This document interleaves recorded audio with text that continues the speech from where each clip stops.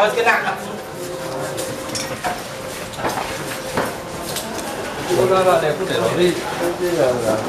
Sudarlun, tim tugas sapu bersih pungutan liar Saber Pungli Aceh Barat menangkap Sekretaris Dinas Kesehatan Dinkes Aceh Barat Arbi Fadlillah 52 tahun pada Senin siang.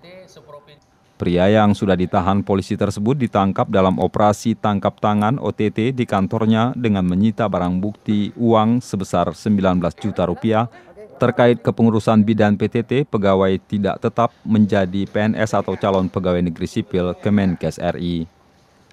Pada Selasa 11 April 2017, Polres Aceh Barat melakukan konferensi pers di Mapolres terkait kasus perdana yang diungkap di kabupaten setempat.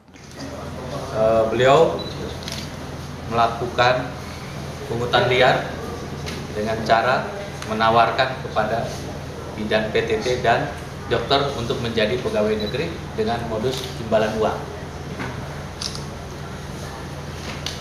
Informasi ini ada laporan dari masyarakat, kemudian dilidik oleh tim OTT Saber Pungli Aceh Barat sehingga terdapatkan ya dengan barang bukti yang disita sebesar 19 juta dan 8 surat lembar kertas yang berini nama-nama bidan PTT yang mau diurus untuk menjadi pegawai negeri. Tersangka ditangkap di ruangannya, di tempat kerjanya. Ya.